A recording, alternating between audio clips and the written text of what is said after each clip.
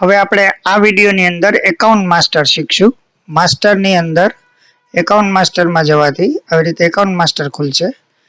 New અથવા enter મારવાથી આગળ વધશે, ન્યૂ કરવાથી પણ આગળ વધશે.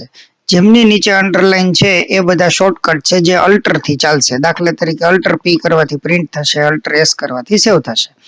ન્યૂ કર્યું. હવે આમાં બે રીતે થાય, એક મેન્યુઅલ થાય, એક ઓટોમેટેડ થાય. ઓટોમેટેડ કરવા માટે અહીંયા કોઈ પણ ABCD નો અક્ષર નાખી દો, પછી એન્ટર મારો એટલે અહીંયા તમને ગ્રુપ દેખાશે. આ જે ગ્રુપ દેખાય છે એ બાકીના બધા હાઈડ કરેલા છે. F2 દબાવવાથી તમારે બીજા કોઈ ગ્રુપ જોતા હોય તો એ પણ જોવા મળશે. એમાંથી જે ગ્રુપ તમારે જોતા હોય એને તમે સિલેક્ટ કરી શકો છો ને સ્પેસ બાર થી અથવા તો આને બોક્સને ટીક કરવાથી એ તમને ત્યાં દેખાતા ચાલુ થઈ જશે. હવે માનો કે આપણે કોઈ એક પાર્ટી છે કે સેલ્સ પાર્ટી છે એનું આપણે ઓપન કરવું છે, તો હું અહીંયા સેલ્સ પાર્ટી કરીશ અને F7 ફરીથી કહું છું, કોમ્પ્યુટરનું F7 દબાવવાથી તમને પૂછશે કે જીએસટી નંબર નાખો. અહીંયા તમારી પાસે જે જીએસટી નંબર હોય એ નાખશું. અહીંયા હું એક એક્ઝામ્પલ તરીકે 24AD JPT 0479L1Z1 એક નાખું છું અને હું માત્ર એન્ટર આપું છું અથવા તો ઓકે નું બટન દબાવું છું. ઓટોમેટિકલી જે કંઈ ડિટેલ હશે ગવર્મેન્ટના સોફ્ટવેર પ્રમાણે એ બધી ફિલ થઈ જશે. ફોર એક્ઝામ્પલ, હવે તમારે આવી ફેસિલિટી ઇન્ટરનેટને લીધે નથી તો ફિલ કરવા માટે અહીંયા ન્યૂ કરશું. અહીંયા એનું નામ લખી નાખશું કે ભાઈ મારે એક કંપનીનું નામ લખવું છે કે હેલિક્સ. પછી મારી સેલ્સ પાર્ટી છે કે પરચેસ પાર્ટી એ નાખીશ. એડ્રેસ લાઇનમાં મારે 1, 2, 3 લાઇનમાં ત્રણેયના એડ્રેસ લાંબુ હોય તો નાખી દઈશ. એ પછી એમનું જે સિટી હશે હું સિટીનું નામ નાખીશ. એન્ટર મારીશ. એમનો પિનકોડ હશે તો નાખીશ, નહીં તો આગળ વધીશ. પાછો આગળ વધીશ. એમનો ફોન નંબર નાખી દઈશ, જે કંઈ એનો ફોન નંબર છે. આ બધું ફરજિયાત નથી, લખવું ફરજિયાત નથી. જે તમારે જરૂરિયાત હોય એટલું નાખવાનું, નહીં તો નહીં નાખવાનું. એરિયા નામ, હવે કોઈ મોટું સિટી હોય ને આપણે એરિયા નાખવા હોય તો અહીંયા એરિયાનું નામ નાખશું. દાખલા તરીકે સુરત સિટીની અંદર રિંગ રોડ આપણે નાખી દીધું. સ્ટેટ એની મેળે સિલેક્ટ થઈ જશે, અથવા તો આપણે જ્યારે જરૂરિયાત પડે એ પ્રમાણે આપણે સ્ટેટ અહીંયા સિલેક્ટ કરી લેશું. એન્ટર મારશું, આગળ વધશું. જેનું અહીંયા મોબાઈલ નંબર નાખેલો છે એ ભાઈનું નામ નાખવું હોય તો અહીંયા નાખી શકાય. પાર્ટી ગ્રુપમાં આપણે કશું નાખવાનું નથી. બ્રોકરમાં આપણે એન્ટર મારશું એટલે જે બ્રોકરો આપણે સેવ કરેલા હશે બ્રોકર માસ્ટરની અંદર એ બધા અહીંયા દેખાશે, એમાંથી સિલેક્ટ કરી લેશું. પાર્ટીમાં અહીંયા પાર્ટીમાં જે એરો કી છે એમાં બતાવશે કે રેગ્યુલર છે, સેસ છે, એક્સપોર્ટ છે કે ઇમ્પોર્ટ છે.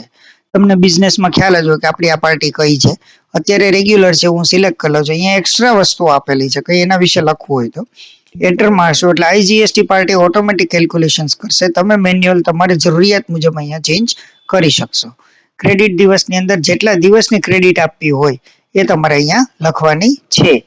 આ ફરજિયાત નથી, પણ આ બધી વસ્તુઓ તમને બિલ બનાવતી વખતે ઓટોમેટિક આવી જાય એના માટેની છે. 20 નાખ્યું. હવે અહીંયા ક્રેડિટ લિમિટ જે છે એમાં પૈસા કે ભાઈ આ ભાઈને 5 લાખ રૂપિયાની મારે ક્રેડિટની લિમિટ આપવી છે તો 5 લાખ, એટલે 5 લાખ પછી એમનું બિલ બનશે નહીં જો એમના 5 લાખ બાકી હશે તો. ઇન્ટરેસ્ટ રેટના ખાનામાં કશું નાખવાનું નથી. ડિસ્કાઉન્ટમાં આપણે આ પાર્ટીને કોઈ પર્ટિક્યુલર 2%, 5%, 7% નાખતા હોય તો ડિસ્કાઉન્ટ અહીંયા નાખવાનું છે. આ પણ ઓટોમેટિક સેલ્સ બિલમાં આવશે. TDS આપણું કાપતા હોય અથવા આપણે એનું કાપતા હોય, બેમાંથી કોઈ પણ વાયસા વર્ષા, તો અહીંયા આપણે પર્સન્ટેજ નાખી દેશું. પાર્ટીનો GST નંબર નાખી દેશું, પાન નંબર નાખી દેશું. ટ્રાન્સપોર્ટર, હવે આ પાર્ટી બહારની હોય ને આપણે રેગ્યુલર કોઈ પર્ટિક્યુલર ટ્રાન્સપોર્ટમાં મોકલતા હોય તો આ ટ્રાન્સપોર્ટરનું નામ, એમનો ટ્રાન્સપોર્ટરનો ID અથવા એનો વેહિકલ નંબર નાખશું. નીચેના 3 ખાના છે એમાં આની ઉપયોગિતા અત્યારે કશી નથી. કમ્પોઝિટમાં જો આ પાર્ટી કમ્પોઝિટ ટેક્સ પેયર હોય તો જ અહીંયા યસ રાખવાનું છે, જે નોર્મલ કેસમાં હોતું નથી. ત્યારબાદ રિવર્સ ચાર્જ પાર્ટી, જો આ પાર્ટી રિવર્સ ચાર્જમાં હોય તો આપણે અહીંયા રિવર્સ ચાર્જ પાર્ટી. હવે રિવર્સ ચાર્જ પાર્ટી એટલે શું અને કમ્પોઝિટ પાર્ટી એટલે શું એ તમે તમારા ટેક્સ કન્સલ્ટન્ટ અથવા તો CA ને પૂછી શકો. બરાબર, અહીંયા રેગ્યુલર પાર્ટી અથવા સામેવાળી પાર્ટીને બી પૂછી શકો. એન્ટર મારો અને આ સેવ થઈ ગયું. હવે તમે સેવ કરેલી વસ્તુ છે એમાં કઈ સુધારો કરવો છે તો અહીંયા ને અહીંયા ફાઇન્ડ કરવાનું છે. ત્યાં પેલું નામ લખવાનું છે જેમાં સુધારો કરવો છે અને એને ડબલ ક્લિક કરવાનું છે.